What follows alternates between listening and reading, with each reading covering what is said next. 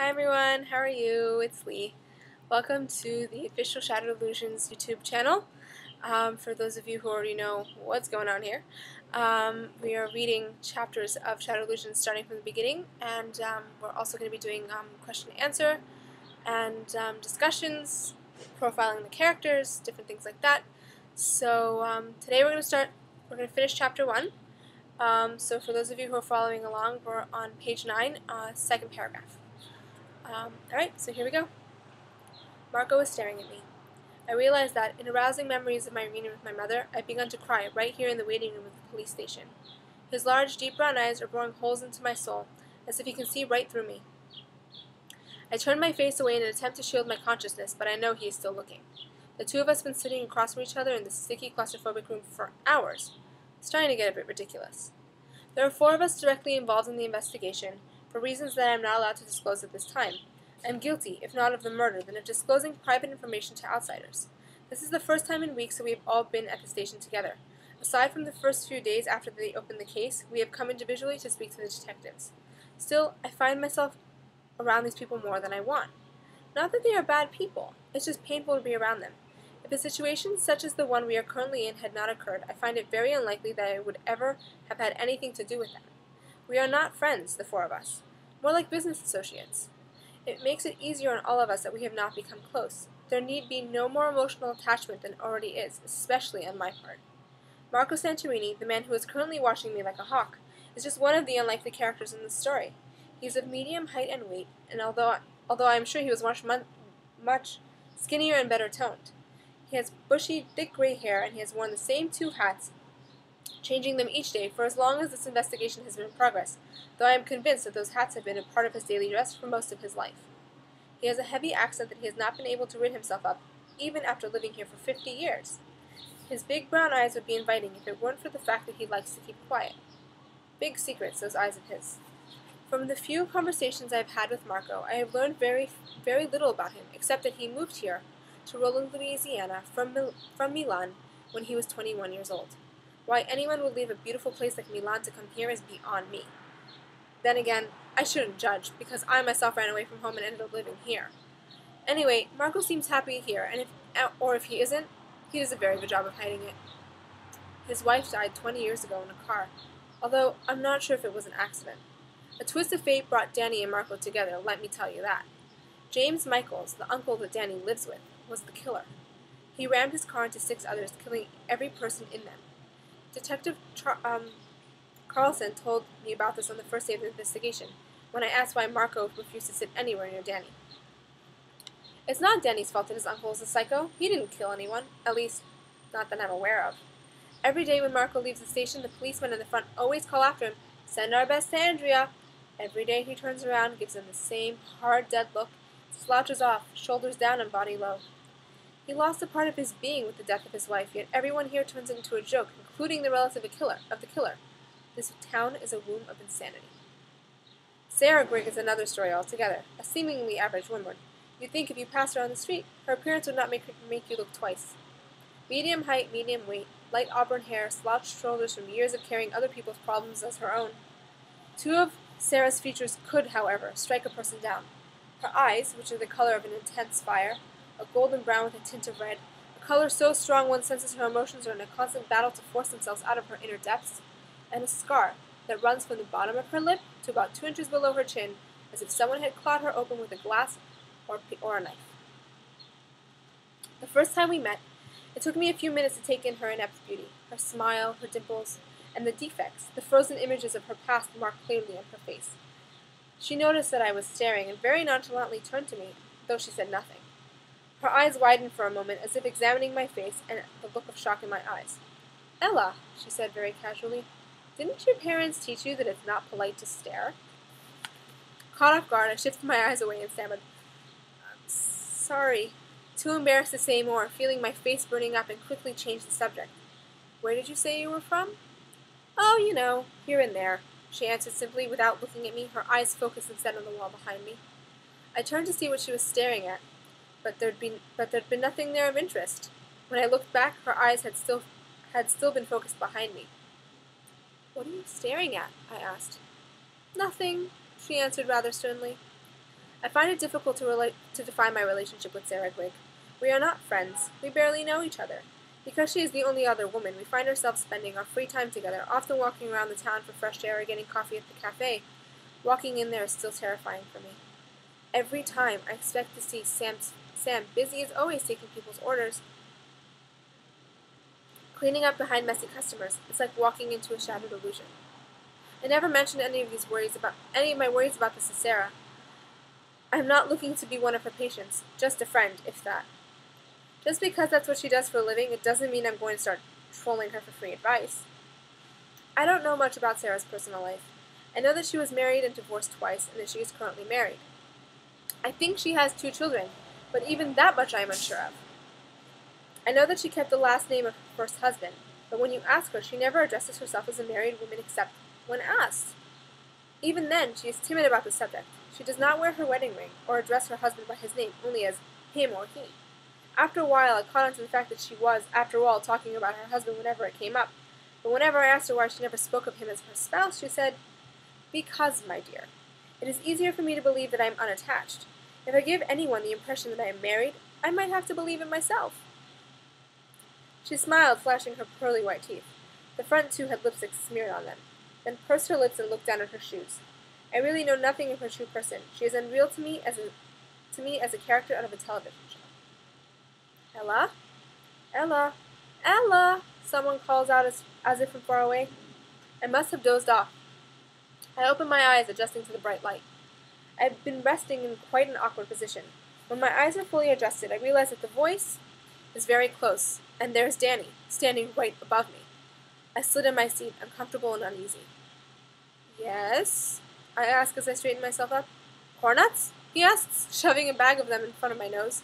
I let the scent linger, but shoved it aside. "No thanks." "Oh, right, you have your weird kosher thing. I forgot about that." He snickers. He continues standing over me, crunching loudly on the nuts. "Danny, could you move, please? You're making me uncomfortable," I say, shuffling from side to side. "What's the matter, Ella? I'm too close, am I? What, a bit too much manliness for you to handle? I'm not touching you. I don't get why you're being so frigid," he says as he swoops his head down towards mine until we are only inches apart. From the moment he learned about the fact that I couldn't touch him, he has made a point to make me feel very uncomfortable. As an Orthodox Jew, the custom that I follow is not to touch men, so that the only one I do touch is my husband. Marco wasn't offended when I explained it to him. People usually aren't. Danny, however, reacted quite differently. "Danny, move!" I hear Marco shout. I look over, stretching my neck as far as I can without letting Danny's arm touch me. Marco has gotten up from his seat and has his hands firmly on Danny's back. I'm shocked he's felt the need to defend me. He didn't before. "Why can't you just respect her? Stop acting like a little boy and start acting your age. You're becoming a man. Behave like a man," Marco says. "I am acting my age, old man. Ella didn't ask you for your help, did she?" Danny spits out, shoving him aside, turns to the other end of the room, slouches down into a chair with his legs spread widely across on the floor beneath him, proceeds to dump the entire bag of cornuts into his mouth. "Since when is Ella your concern? You're not her father. Stay out of things that aren't your business," he shouts in Marco's direction, cornut dust spewing from his mouth. Danny Michaels is the most frustrating teenage boy I have ever met in my life. There's just something about the way he behaves that makes me want to scream. From the moment I laid eyes on him, I knew he would be a terror and no help to this case at all. He's the most unreliable person in this investigation. He isn't even a man. He's a boy, a child. He's 19 years old, but he's acting like he's 5. Honestly, I don't even know why he's here to begin with. He probably just made up being a witness to get in some action in this town.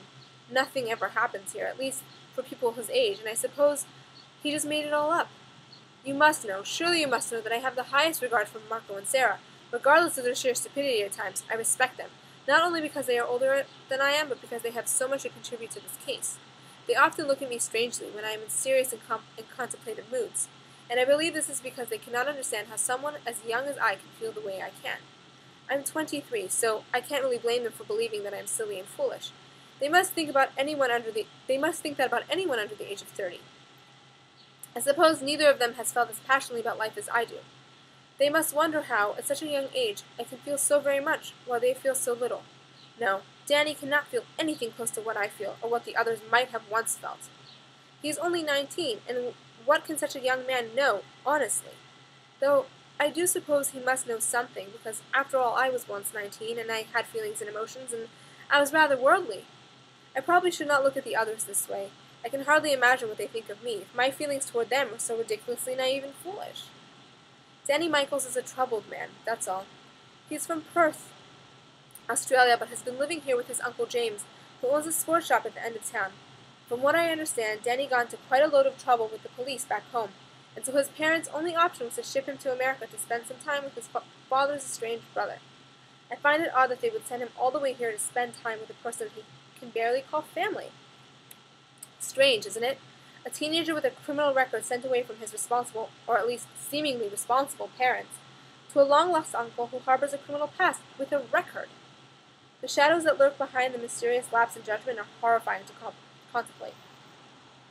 We have been sitting in this room for what feels like days, waiting for the police to finish speaking to Sarah.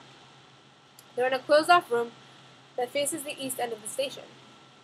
It contains no windows, only a single door that can be dead-bolted shut for ultimate privacy. It's impossible to even try to eavesdrop on their conversation. The room we're in, painted a pale shade of yellow, reeks heavily of cigarette smoke and cheap cologne, both of which are coming from Danny's direction. He continuously takes long drags of his cigarette, letting the smoke fill his cheeks, and then exhales loudly, tapping the ashes of his cigarette on the floor, as if the whole room were his personal ashtray. I lay my head back against the wall and close my eyes. I feel my body relax, and I try not to think about the migraine that is creeping along from the awful smell of the cigarette. Before I managed to fall asleep, I heard a loud clanging noise coming from the hallway. I opened my eyes halfway to see what was going on. Marco and Danny are looking over in the direction of the room where Sarah and the police are. A door slams shut. Footsteps come running down the hall. A sob is heard, a scream, more sobbing, another door being shut with so much tension it causes the entire building to shake. Then, silence. I get up from my chair, my heart throbbing loudly in my chest, and I look at Marco, whose brow is furrowed in confusion. "What's going on?" I ask, anxiety beginning to fill my lungs.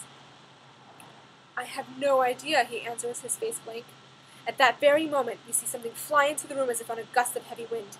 There, on the floor, lies Sarah Grigg in a fetal position, her body convulsing angrily, her arms wrapped around her head as she sways back and forth and sobs loudly.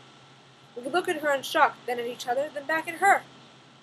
The officers come marching in, a look of utter terror written clearly across their faces. "Dude, what happened to you?"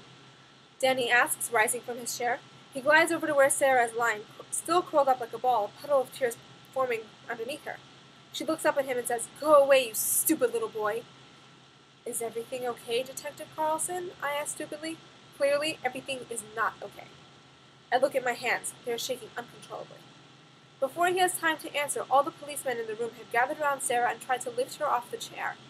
She uses all of her power to stay on the ground. "Let go of me! Get your hands off me! I'm not going anywhere! I refuse to tell you anything more!" she screams, pounding her fists on the floor like a 3-year-old throwing a temper tantrum. It seems that Sarah's having a panic attack. We called an ambulance and it's on its way. We've tried calming her down in the office, but she ran out, Carlson explains, head held high. Marco leans down beside her and takes her hand in his. "Sarah, what's going on?" he asks, squeezing her hand. No, I can't tell you. I can't, she cries, breaking down into hysterics again. I'm sick, I'm mental, I'm sick, she screams again, filling the entire station with that wail. Goosebumps break out of my body like a disease as she begins to roll around in terror. Danny and I exchange a worried, frustrated glance as the police try again to lift her off the floor. Danny moves aside to give them room, but Sarah will not unclench her hand, cutting even deeper into his circulation. Just then, the ambulance arrives. Everything becomes a blur. A team of EMTs rush to Sarah's side amid the smell of Danny's cigarette and the blood-curdling screams. Words are exchanged between the emergency people and Carlson, Marco pacing back and forth, Danny sitting there idiotically. Everything is spinning. I slide backwards toward the cold wall, sink all the way down, and slump onto the floor. They lift Sarah, who keeps screaming and struggling off the floor and onto a stretcher. For absolutely no reason I can comprehend, I begin to cry uncontrollably as I watch her terrified face. At that moment, I think of my mother. I thought the worst was over, but I was wrong. As they wheel her out of the police department, she lifts her head from the stretcher, the rest of her body strapped down. She begins to scream again, a blood-curdling, high-pitched scream, then looks at me and screeches, "It's all Ella's fault! Sam Knightley was murdered by Ella! Don't let her get away! Don't let her get away!" Her head collapses on the stretchers with a thump, and the 4 very strong men carry her out.